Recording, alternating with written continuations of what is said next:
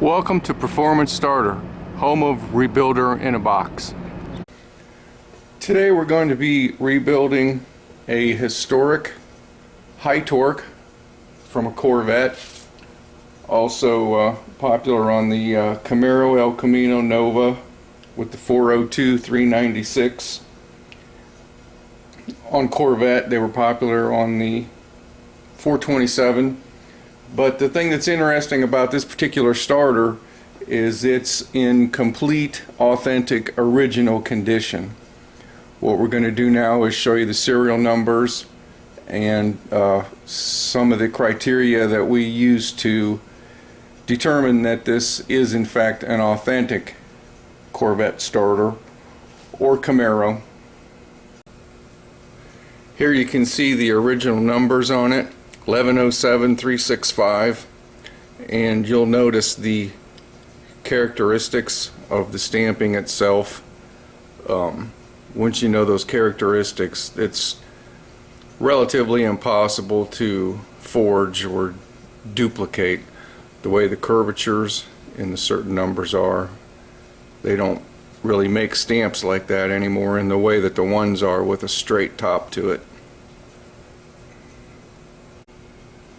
One of the outstanding characteristics of the nose piece of the starter is the cast iron nose with the 3 bolt holes in it. These are not available, they're not in production anymore, of course, and I don't know of any manufacturer that's remanufacturing them. So if you need one and you don't have one, good luck. The date code 7H31 is a subject of huge interest to your extreme collectors.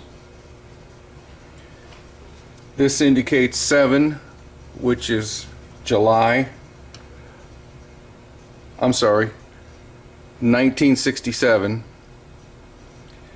H, which is August. And the 31 is the actual build date, August 31st.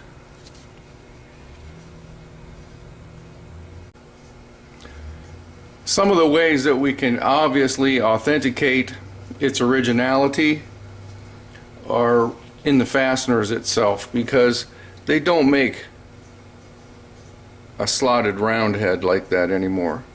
When you see that on the solenoid itself, and we'll take another shot in a second here of this fastener here, you know that those came from Delco. This is the solenoid bolt that's actually holding the solenoid to the drive-in housing. You'll notice this flat side and the slotted roundness of the head. This is how they came from the factory. Now we're going to take the back plate off and look at the brushes.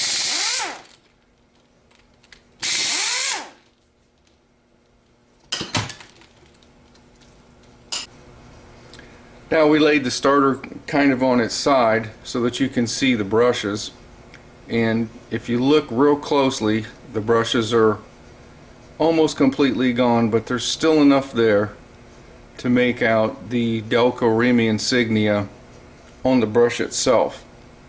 So it's pretty safe to assume that this starter has never been apart before, or if it was, they didn't put brushes in it. But usually if a mechanic at a dealership or a mechanic in the backyard tears one of these starters apart, if he has a problem, the first thing he's going to do is put new brushes in it because they're so readily available. So it's pretty safe to say that this starter has actually never been apart before. Even the solenoid itself, back in the day, there are methods to authenticate originality, and originally they put a serial number on the solenoid itself, and this one looks like it says 11-14-345.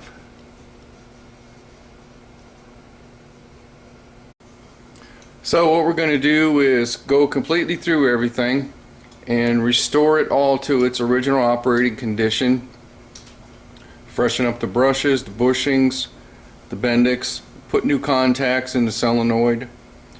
It'll be reassembled with the original fasteners so that it completely is like it was. We're even going to use a whitish compound sealant where the solenoid goes back to the in between the housing and the solenoid. Delco felt that they wanted to keep some of the water and dirt out of the cylinder of the solenoid itself, and what they used was a white type of cheap caulking compound. So if you want to see the complete method of rebuild, you can visit our site on Rebuilder in a Box and go to members and see the 10MT movie, which will explain to you exactly what we're going to do, but we'll come back and show you the finished product on this movie. This is one of our important products that we like to use, Martin Seymour tinted ignition sealer. We're going to use it on the inside of the housing, on the inside of the back plate, down inside the nose cone, and also on the inside of the lid of the solenoid to help give it extra protection where anywhere that moisture could condense. Alright, here she is, all done up, ready to paint. You can see that we replaced the solenoid cap with an original equipment solenoid cap. The one that came with the starter was broke, but this is a Delco. You can see the insignia on the cap. Interestingly enough, it's always upside down when you have the battery post up. And then we're just going to give it a coat of flat black Rust-Oleum paint. And here we have the finished product. Completely rebuilt. Rebuilder's warranty for a period of 1 year. There's the OEM numbers and the OEM date.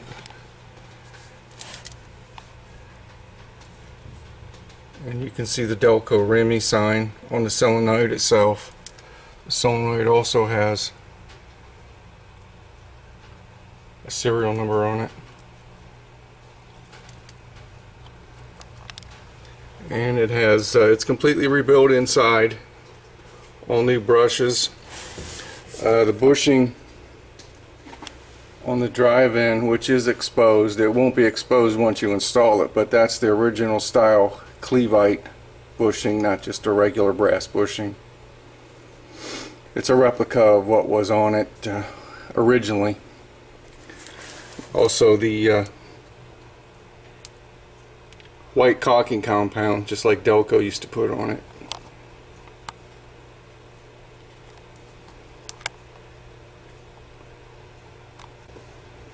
Original fasteners holding the solenoid on and holding the cap on the solenoid. Also underneath the 832 nut and the slotted round head, you can see the original style white plastic insulators.